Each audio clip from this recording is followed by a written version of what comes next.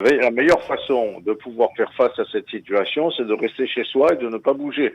Mais qu'est-ce que ça veut dire rester chez soi? C'est pas faire avoir des contacts uniquement avec des personnes qu'on connaît, c'est ne pas avoir de contact avec d'autres personnes.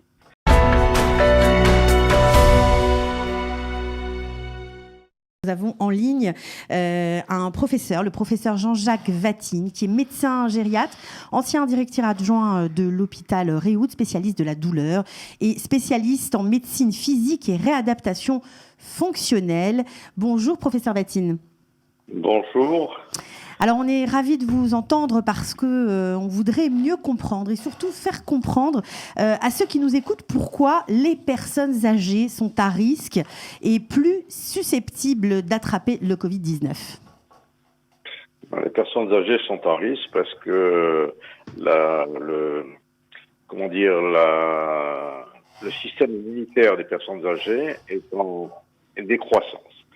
Pour la même question, on pourrait se poser la question, pour quelle raison, comme on vient de l'entendre, il y a beaucoup plus de personnes au-delà qui sont âgées, qui sont en service de réanimation, que de personnes de moins de 50 ans. La raison, elle est très simple. Elle est très simple parce que nous, à nos âges, puisque moi également, je fais partie de ce lot-là, on a un système immunitaire qui est beaucoup moins à même de pouvoir se mesurer avec l'attaque du virus, de tous les virus d'une manière générale, mais encore plus avec ce virus qui est nouveau. Chez les enfants, par exemple, leur système immunitaire, il est en pleine effervescence. Il commence dès le très jeune âge à se développer. Ils font face à toutes sortes de maladies. Et donc, le système immunitaire est beaucoup plus après et à même de pouvoir faire face à cette attaque du virus et se défend d'une manière beaucoup plus sérieuse, beaucoup plus efficace.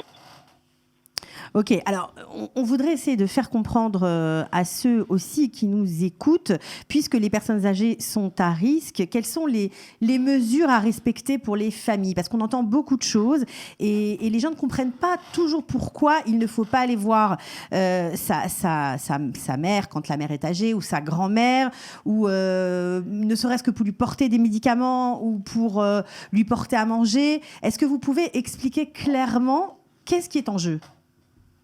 Qu'est-ce qui est en jeu? La vie des parents, la vie des personnes âgées. La meilleure façon, comme on vient de l'entendre, la meilleure façon de pouvoir faire face à cette situation, c'est de rester chez soi et de ne pas bouger.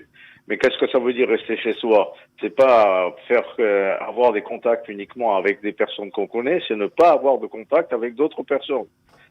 Pendant que on ne sait pas, il y a des tas de personnes qui sont malades, mais on ne sait pas encore qu'elles sont en train de porter le virus.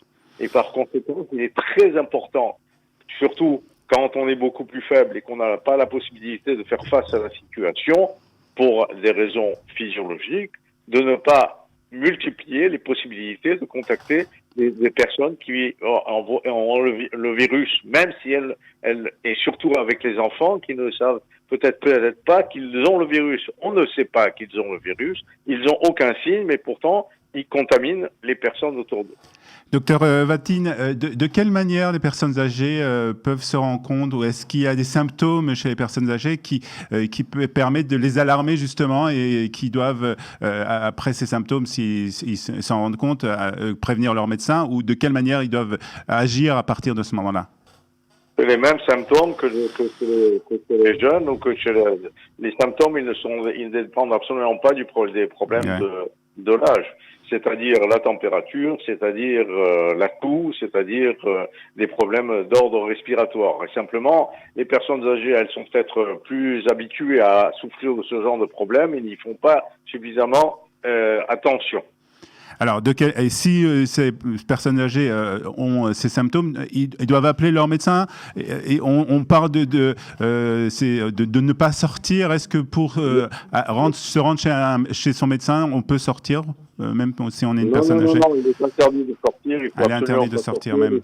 Il faut faire, non, non, absolument pas. Il faut rester à la maison, prendre contact par les moyens de communication X ou Y en fonction des coupes-patrolling, en fonction des endroits, en fonction des villes, en fonction des, peu importe comment ça se passe, mais il y a de toute façon, et surtout avec le Magen David Adom. Mais surtout ne pas sortir. Ne pas sortir donc. Alors, professeur Vatim, on sait que vous êtes un habitué de l'hôpital, vous y avez beaucoup travaillé dans plusieurs structures. Est-ce qu'il y a de nouvelles mesures prises par rapport aux consultations ou même à la pratique de la médecine quotidienne ? Et le premier effet, c'est que, comme on l'a déjà entendu, les consultations externes ont été fermées. Il y a plus de consultations externes parce qu'en fait, on interdit l'entrée de l'hôpital à des gens qui viennent de l'extérieur. Alors comment et il faut pouvoir faire face à ce qui est en train de se passer et pouvoir être à même de pouvoir traiter les malades qui en ont vraiment besoin. C'est-à-dire que tout ce qui est devenu, par exemple, les opérations électives, c'est-à-dire qu'elles ne sont pas urgentes, elles ont été reportées.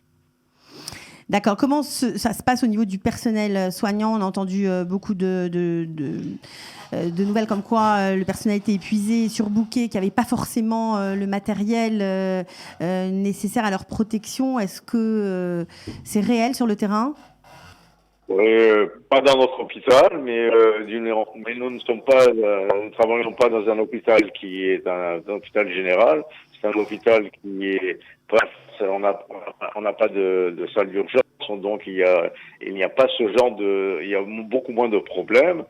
Jusqu'à présent, on a dû faire face juste à un malade qui a été contaminé. Et d'une manière complètement fortuite, comme toute chose, c'est un malade qui devait être hospitalisé en salle d'urgence, qui était hospitalisé chez nous, mais qui avait une dégradation sur le plan cardiaque et qui a dû être envoyé d'une manière immédiate en salle d'urgence dans un autre hôpital.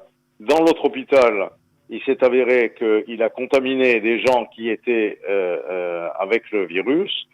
On l'a récupéré. Immédiatement, on a su que, en fait, il avait également été contaminé et il a été renvoyé en salle d'urgence. Autour de ça, on a bien entendu organisé que tous les gens qui étaient avec lui ont dû être, en isolation et donc diminution du personnel hospitalier. Est-ce que vous avez été surpris par l'ampleur de cette pandémie, on peut dire ? Surpris, on a tout. Bien entendu, c'est pas quelque chose qu'on a connu. Hein. La dernière pandémie de cette ampleur, elle n'est pas arrivée en Israël depuis la grippe espagnole ou quelque chose comme ça. Ouais. Donc, on n'a pas réellement d'expérience en ce domaine. C'est sûr. Alors, je sais que vous occupez beaucoup d'handicapés. Ce sera notre dernière question. Est-ce que les handicapés sont touchés par aussi ce Covid ? Est-ce qu'il y a une prise en charge effective pour eux ? Comment ça se passe ? Alors, au niveau des handicapés, nous, on essaye de continuer à pouvoir faire la rééducation dont ils ont besoin, mais également, on est en train de pouvoir faire face à cette situation dans l'hôpital de jour ou ne pas faire venir les gens parce que ça entraîne une entrée de nouveaux de gens contaminés possible à l'intérieur de l'hôpital. Personnellement, je m'occupe plus maintenant des problèmes d'ordre sociaux de ces handicapés pour pouvoir faire face et aider le Bitoire Leumi à faire face à le nombre extraordinaire de demandes qui affluent vers le Bitoire Leumi, que ce soit par rapport aux gens qui sont handicapés, mais également essentiellement actuellement pour le problème du chômage et pour le problème de pouvoir continuer à permettre aux personnes de pouvoir survivre également sur le plan économique. Professeur Vatim, merci beaucoup. On comprend que, bien entendu, tout le personnel hospitalier est vraiment mobilisé et tout le peuple d'Israël, tous les citoyens israéliens sont très reconnaissants par rapport à cette mobilisation et on va vous souhaiter, bien entendu, bonne chance. Merci beaucoup, professeur. Merci et bonne santé à tous.